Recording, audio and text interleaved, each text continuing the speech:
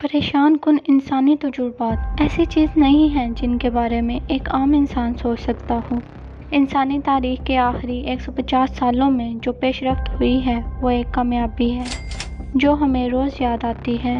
Bio medicines اور نفسیات جیسے شعبوں میں کی جانے والی کامیابیوں کا مطلب یہ ہے کہ ہمیں اب کوئی مہلک بیماریوں جیسی چیزوں کے بارے میں فکر کرنے کی ضرورت نہیں ہے۔ اچھے یا برے، ہم نے جانکاری حاصل کرنے کے لیے مؤثر طریقے اپنائے ہیں، جیسے کہ جلد کی بیماریوں کا علاج کرنا اور ایک دوسرے کو مارنے کے طریقے بھی۔ لیکن ہم ایک بات بھول جاتے ہیں، ان قیمتی جانوں کو جو ترقی کے دوران تباہ ہوئیں یا پھر انہیں مار دیا گیا۔ آج ہم آپ کو تاریخ کے 7 ایسے سب سے زیادہ پریشان کن انسانی تجربات کے بارے میں بتائیں گے۔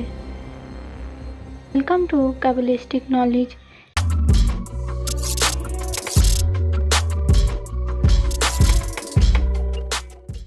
اس ویڈیو میں آگے بڑھنے سے پہلے آپ سے گزارش ہے کہ ویڈیو کو لائک کریں اور کمنٹ کریں اور چینل کو سبسکرائب کریں۔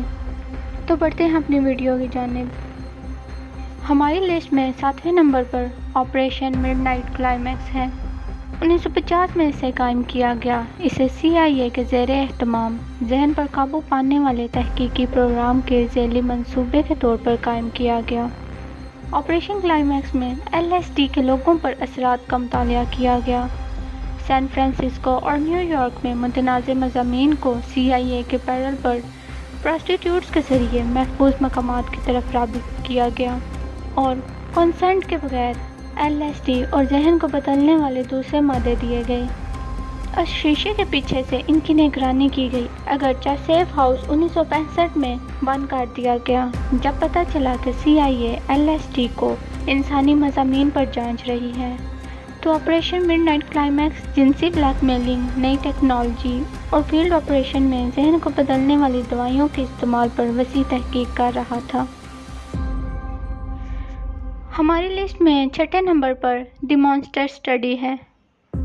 1929 میں یونیورسٹی آف لووا کے ریسرچرز وینڈل جانسن اور میری ٹیوڈر نے باعث یتیم خانے میں رہنے والے بچوں پر ایکسپیریمنٹ کیا۔ بچوں کو 2 گروپس میں تقسیم کیا گیا۔ پہلے گروپ کے بچوں کو مثبت تقریر کی تھراپی دی گئی، جہاں بچوں کو تقریر کی روانی کے لیے سراہا گیا۔ دوسرے گروپ میں بچوں کی تقریر کو منفی تھراپی دی گئی اور انہیں تقریر کے چھوٹی موٹی غلطی پر بھی ڈانٹا گیا اور نامناسب قرار دیا گیا، جس کی وجہ سے دوسرے گروپ میں صحیح بولنے والے بچوں کو بولنے میں دشواری پیش آنے لگی، جو پوری زندگی ان کے ساتھ رہی۔ نازی کے ذریعے کیے گئے تجربات سے گھبرا کر جانسن اور ٹیوڈر نے اپنی مانسٹر اسٹڈی کے نتائج کبھی شائع نہیں کیے۔ ہماری لسٹ میں 5ویں نمبر پر سیکشول ری اسائنمنٹ ہے۔ 1965 میں ڈیوڈ پیٹر کی پیدائش لڑکے کے طور پر ہوئی۔ 7 ماہ کی عمر میں اس کے انسو تناسل غلطی سے ایک غیر روایتی ختنے کے دوران خراب کر دیے گئے اور اس کے خیال کے حامی جان مانی نے ریمر کو باور کرایا کہ جنس کے متعلق سیکھا جاتا ہے اور اس کا بیٹا ایک لڑکی کے طور پر کامیاب زندگی گزارے گا۔ ویسے تو جان گزشتہ برس کامیابی کی اطلاع دیتا رہا، مگر ڈیوڈ کے مطابق اس نے کبھی بھی خاتون کی حیثیت سے خود کو نہیں دیکھا۔ اس نے اپنا بچپن پریشانی اور ڈپریشن میں گزارا اور 38 سال کی عمر میں خود کو سر میں گولی مار کر اپنی جان لے لی۔ ہماری لسٹ میں 4 نمبر پر نازی ہیومن ایکسپیریمنٹ ہے۔ تیسری ریخ اور ہولوکاسٹ کے دوران نازی جرمنی نے یہودیوں، پولز، رومانیوں اور دیگر ستم زدہ گروہوں پر طبی تجربات کیے۔ یہ تجربات حراستی کیمپس میں کیے گئے تھے۔ ان تجربات میں زیادہ تر لوگوں کی موت ہو جاتی یا پھر زندگی بھر کے لیے معذوری کا سامنا کرنا پڑتا۔ خاص طور پر ٹوینز کو آپریشن کے ذریعے جوڑنا شامل تھا۔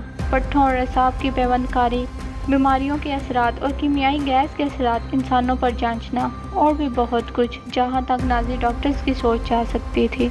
جنگ کے بعد ان جرائم کو نیورنبرگ کا حصہ قرار دیا گیا، جس سے نیورنبرگ کوڈ کی ایجاد ہوئی، جس میں انسانی تجربات کو طبی اخلاقیات میں ترقی کا باعث کہا گیا۔ ہماری لسٹ میں 3 نمبر پر یونٹ 731 ہے۔ اس پر میں پہلے بھی ویڈیو بنا چکی ہوں۔ یہ انسانی تاریخ کی بلا شبہ بہت ہی غیر انسانی تحقیقاتی یونٹ تھی۔ 1937 سے 1945 کے دوران جاپان کی آرمی نے کیمیکل اور بایولوجیکل ایکسپیریمنٹس کے لیے ایک تحقیقاتی یونٹ بنائی جسے یونٹ 731 کا نام دیا گیا، جو ہربن کے ایک بڑے شہر میں واقع تھی۔ یونٹ 731 جنگ کے دوران ہونے والی غیر انسانی تجربات میں ملوث تھی، جس میں رشیا اور چائنا کے لوگوں کو سبجیکٹس کے طور پر استعمال کیا گیا، جن میں عورتیں، حاملہ عورتیں، بوڑھے، نوزائیدہ بچے شامل تھے۔ ان تجربات میں زندہ انسانوں میں سے آرگنز کا جائزہ لینا اور نکالنا بھی شامل تھا، اس میں بازو وغیرہ کا کاٹ دینا تاکہ خون کی کمی کا جائزہ لیا جا سکے، زندہ لوگوں پر ہتھیاروں کا جائزہ کرنا، جراثیم پھیلانا تاکہ ان کے ایفیکٹس کا جائزہ لیا جا سکے۔ جتنے بھی سائنسدان اس یونٹ میں کام کر رہے تھے، بعد میں انہوں نے مختلف عزت دار شعبوں میں کام کرنا شروع کر دیا، جیسے کہ پولیٹیشینز، بزنس مین اور لیکچرارز وغیرہ۔ اگر آپ اس کے بارے میں مزید جاننا چاہتے ہیں تو ہماری ویڈیو یونٹ 731 پر کلک کریں۔ ہماری لسٹ میں دوسرے نمبر پر ریڈیو ایکٹیو میٹیریلز ان پریگننٹ وومنز ہے۔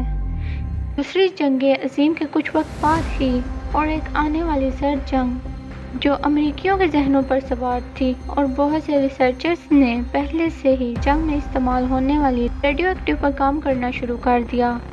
ونڈربلٹ یونیورسٹی میں ہونے والے تجربے میں 829 حاملہ عورتوں کو پینے کے لیے ایک سیرپ دیا گیا اور انہیں بتایا گیا کہ یہ وائٹامنز ہیں جو آپ کو تندرست رکھیں گے اور بچے کی صحت میں بھی سدھار لائیں گی، لیکن اس ڈرنک میں ریڈیو ایکٹیو آئرن ملایا گیا تھا، جس کا مقصد یہ جاننا تھا کہ کتنی جلدی ریڈیو ایکٹیو ٹیوبس پلیسینٹا پر اثر کرتی ہیں، جس کی وجہ سے تقریباً 7 بچوں کی کینسر اور لیوکیمیا سے موت ہو گئی، اور عورتیں ریشز، زخم، کمزوری، بالوں کا گرنا اور دانتوں کے گرنا اور کینسر جیسے مرض سے دوچار ہوئیں۔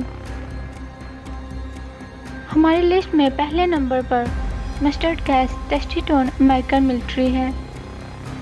1943 میں امریکی بحریہ نے اپنے ہی سیلرز کو گیس کے سامنے ایکسپوز کیا۔ سرکاری طور پر نیوی گیس کے خلاف نئے ماسک کی تاثیر جانچ رہی تھی، جو پہلی جنگ عظیم میں بہت ہی خوفناک ثابت ہوئی تھی۔ واشنگٹن کی نیول ریسرچ لیبارٹری میں بدترین تجربات ہوئے۔ 17 اور 18 سال کے لڑکوں سے 8 ہفتوں کے بوٹ کیمپ کے بعد رابطہ کیا گیا اور ان سے پوچھا گیا کہ کیا وہ کسی تجربے میں حصہ لینا چاہتے ہیں جس سے جنگ کی روک تھام میں مدد ملے گی۔ جب لڑکے لیبارٹری پہنچے تو انہیں مسٹرڈ گیس کے تجربات کا بتایا گیا۔ اس تجربے میں حصہ لینے والے تمام شرکاء کو اندرونی اور بیرونی جلے زخموں کا سامنا کرنا پڑا اور سب کو نیوی کی طرف سے نظر انداز کر دیا گیا، اور کچھ کو اسپینش ایکٹ کی دھمکی بھی دی گئی۔ 1991 میں آخر کار ان رپورٹوں کو کالعدم قرار دیا گیا اور کانگریس میں لایا گیا۔ اگر آپ کو یہ ویڈیو اچھی لگی ہے تو اس ویڈیو پر لائک اور کامنٹ کریں اور چینل کو سبسکرائب کریں۔ شکریہ۔